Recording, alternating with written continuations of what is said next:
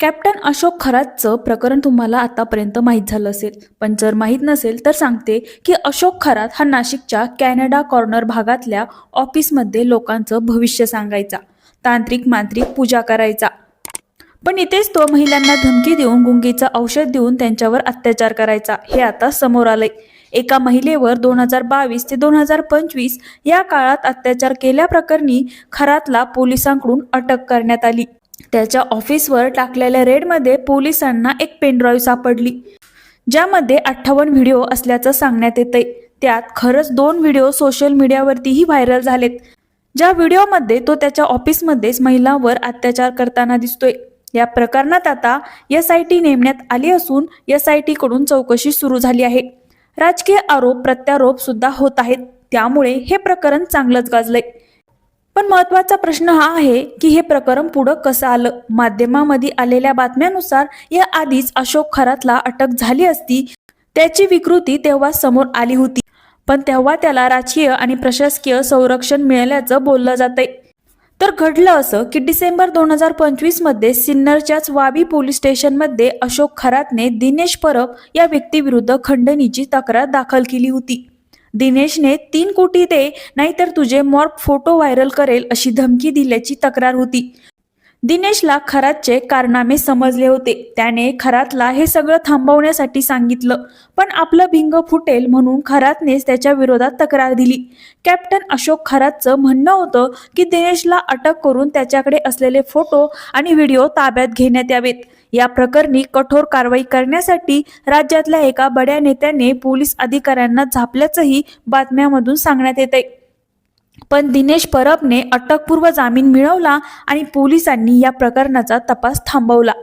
त्यानंतर 12 मार्च 2026 ला खरातच्या ऑफिसमध्ये ऑफिस बॉय म्हणून काम करणाऱ्या नीरज जाधवच्या विरोधात शिर्डी पोलीस ठाण्यात एका युवतीने तक्रार दिली. नीरज जाधव आपल्या अश्लील फोटो व्हायरल करत असल्याची धमकी देत आहे अशी ती तक्रार होती. सिन्नरच्या किंवा नाशिकच्या कुठल्याही पोलीस ठाण्यात ही तक्रार दाखल झाली नाही, ती झाली शिर्डीच्या पोलीस ठाण्यात.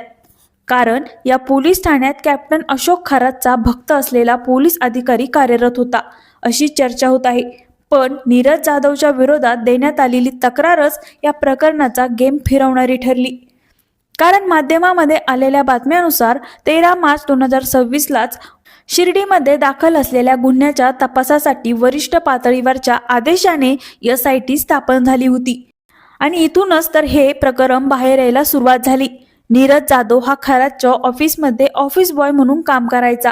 त्याला एका गोष्टीची माहिती समजली की खरातने आपल्या ऑफिसमध्ये महिलांवर केलेल्या अत्याचाराचे फोटोज आणि व्हिडिओज हे त्याच्या ऑफिसच्या CCTV मध्ये रेकॉर्ड झालेत. नीरजने डिसेंबर महिन्यात हे CCTV फुटेज चोरलं. तो खरातचा विश्वासू असल्याने आणि त्याला ऑफिसमध्ये सहज ॲक्सेस असल्याने यात कुठलाच अडथळा आला नाही. त्याने महिलांवर होणाऱ्या अत्याचाराचे हे फुटेज चोरलं आणि ते व्हायरल करण्याची धमकी दिली. कॅप्टन अशोक खरातलाच नीरज जाधव आणि त्याच्या काही सहकाऱ्यांनी अशोक खरातला 5 कोटी दे नाहीतर फुटेज व्हायरल करीन अशी धमकी दिली. पण खरातने या धमकीला दाद दिली नाही.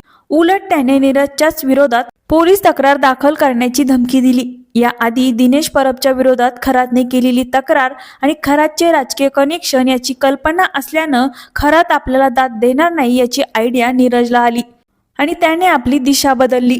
खरातच्या अत्याचाराला बळी पडलेल्या पीडित महिला नीरज जाधवने सगळ्यात आधी एका 24 वर्ष विवाहितेला तिचे मॉर्फ केलेले फोटो आणि व्हिडिओ व्हॉट्सअपवर पाठवले. हे फोटो व्हायरल करण्याची धमकी दिली, पण या महिलेने याकडे लक्ष दिलं नाही. नंतर त्याने 24 वर्ष विवाहित महिला मंदिरात दर्शनासाठी आलेली असताना तिच्या आजूबाजूला कुणी नाहीये हे बघून तिला गाठलं आणि तिला तिचे व्हिडिओ आणि फोटो दाखवले. बदल्यात पैशांची मागणी केली. आपल्या समोर उभा राहून एखाद्या माणसाने आपलेच असे व्हिडिओ दाखवल्याने ती महिला साहजिकच घाबरली. तिने हा सगळा प्रकार अशोक खरातला सांगितला. पण खरातने स्वतःला वाचवण्यासाठी या महिलेला नीरज जाधवच्या विरोधात तक्रार दाखल करायला सांगितली. एका बाजूला खरातने न दिलेली दाद आणि दुसऱ्या बाजूला या महिलेने केलेली तक्रार, यामुळे नीरज जाधवचा प्लॅन फसत होता. यावेळी नीरजने पुढचं पाऊल उचललं. त्याने नाशिकच्या सिडको भागात राहणाऱ्या महिलेचा व्हिडिओ तिच्या मेहुण्याला पाठवला. इथं आपल्याला पैसे मिळतील अशी आशा त्याला होती, पण या महिलेच्या मेहुण्याने या महिलेला धीर दिला.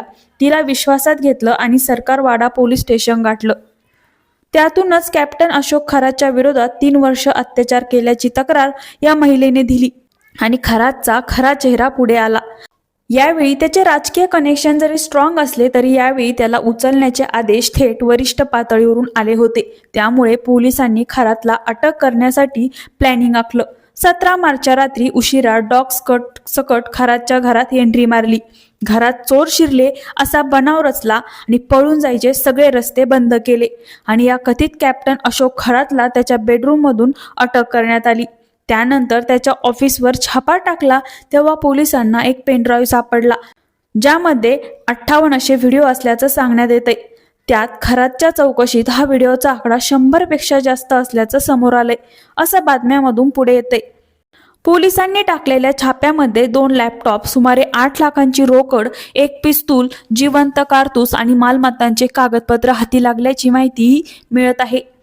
सध्या खरातच्या संबंधित एकूण 3 गुन्ह्याचा तपास वेगाने सुरू आहे. सरकारवाडा पोलीस ठाण्यात अत्याचार आणि लैंगिक शोषणाचा गुन्हा, वावी पोलीस ठाण्यात खंडणीचा गुन्हा तर शिर्डी पोलीस ठाण्यात अश्लील फोटो व्हायरल केल्याचा गुन्हा या 3 गुन्ह्याचा समावेश आहे. न्यायालयाने खरातला 24 तारखेपर्यंत पोलीस कोठडी सुनावली आहे. पण या सगळ्यात नीरज जाधवने आणखी कोणाला हे फोटो आणि व्हिडिओ पाठवले होते का? त्याने हे व्हिडिओज विकले होते का? पीडित महिलांवर झालेल्या अत्याचाराचा त्याने बाजार मांडला होता का? असे प्रश्न आता समोर येत आहे.